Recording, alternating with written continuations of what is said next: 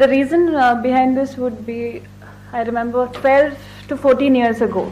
Today I'm standing here as an individual, as a icon, as a star, whatever it is.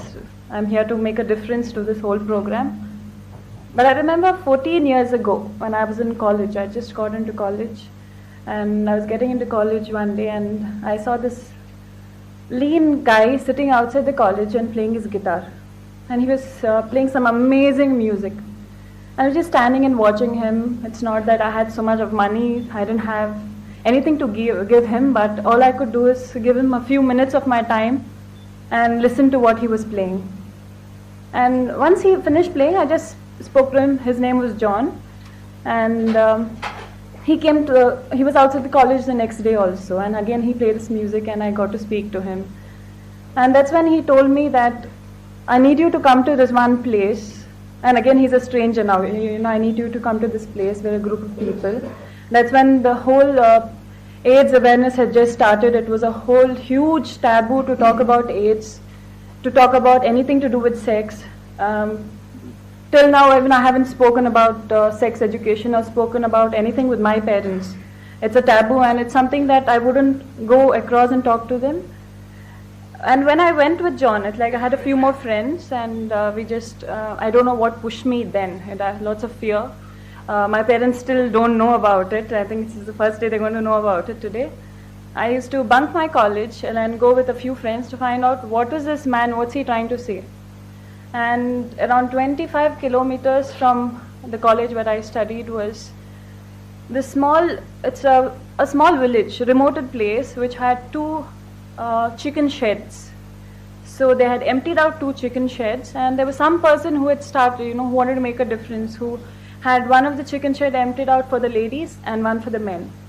And they had a kitchen, and it was John who got a few of these people together who, like Prasad Garu said, they were like shunned from the society, they were pushed away, they had they had their own families who didn't want to see them, and there were kids who had 2 years, 4 years, who got it from their parents for no fault of theirs, and they were sitting there not knowing that they're going to just live the rest of their lives in that shed, and I don't know what's going to happen to them. And I still can't forget my first moment. It's very important for me because a lot of people, when the AIDS awareness started, all we heard was, like Priya said, you have little bit of information coming out. They said the immunity drops. That's what happens, right, Priya? The immunity drops. So if the immunity drops, what should we do? You give them a lot of multivitamins. That's the basic thing that you can do to them. So that's what John had told me, and I had just heard about it. So that's something that I couldn't go and speak up to my parents because AIDS was such a big taboo then. And more than that, talking about something to do with something which is sexually transmitted. So we used to go collect multivitamins from our classmates, whoever had doctors as parents. We tell them, because I think all doctors, they get the samples of the multivitamins. So we used to go collect it and give it to them. And this happened for almost 6-7 months. We used to bunk college and do the same thing, go spend time with them. But the first day when I went to that place, there was a lady who was coughing. And I still had that fear of not wanting to touch a patient who has AIDS. That again was a fear in my mind. And I remember going up to her, and she was coughing. And I was very shaky, and I went close to her, and she told me, she's like, you won't get it by touching me. She's like, what you need to take care of is I've got TB, and you need to keep away from me because of that, because that can be transmitted.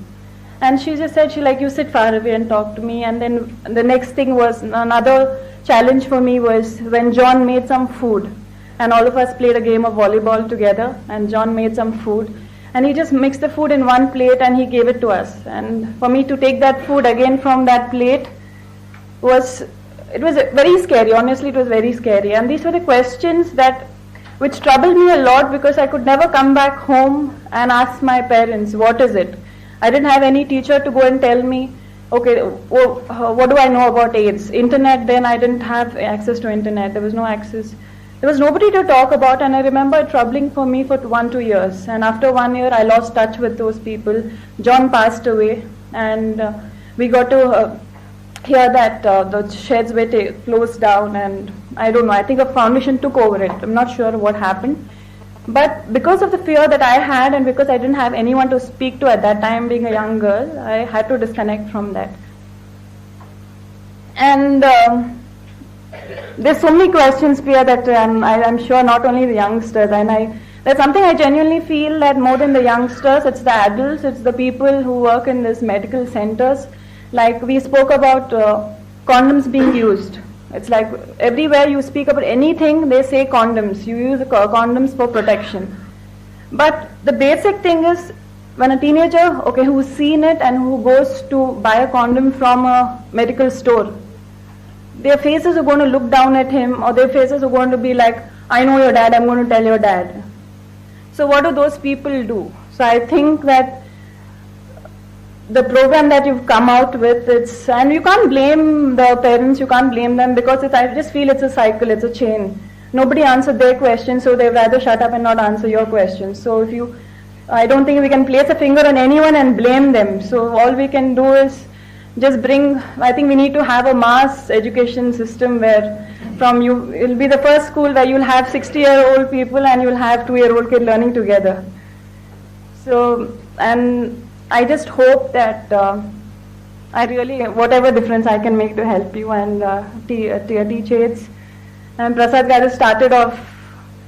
And another thing that I feel is the only two ways that we can work on kids. I feel in terms of educating on AIDS, I think everyone are like kids. And if you have to educate a kid, all you need to do is either take a scale. If your kid's not studying geography, all you need to do is take a scale and beat him on his legs and say, learn your geography. And the other way is either you imply it to them where it's their bread and butter, or you threaten them, or you put it to them in terms of animations where they enjoy it. And you have like if it's Nagarjuna Garu, I'm sure anyone in any village, any corner would just want to come and see his face. So that's going to make a huge difference. And I hope each one doesn't wait for it to get into your family. Don't sit in a corner and think that we are very safe. We use condoms, it's not going to happen. You never know what happens when. So the best thing is to spread that awareness for people who have kids. Please talk to your kids. I'm sure it's going to be extremely difficult. If you can't, then you have all of us who can come and speak to them. So I hope we make a start somewhere before it's late.